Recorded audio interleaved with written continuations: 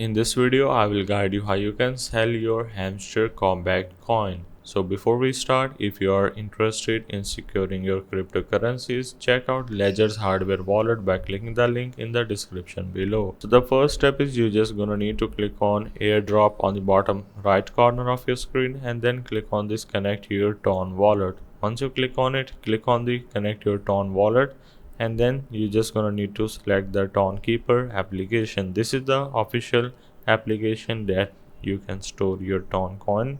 So you can simply click on it and then click on the yes button, and this is going to take you directly to your Keeper wallet, where this is going to show you another notification where you just need to click on this connect wallet. Now once you have connected your Hamster Kombat with your Keeper wallet, what you need to do then is to simply withdraw the money into your Keeper, and then you can simply click on the swap button.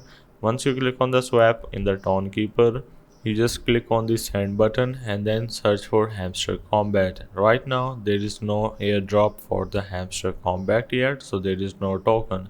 Once it is released, you can simply search for it and then you can exchange it for some other coin of your liking. So that's the way of how you can sell your Hamster Kombat coin.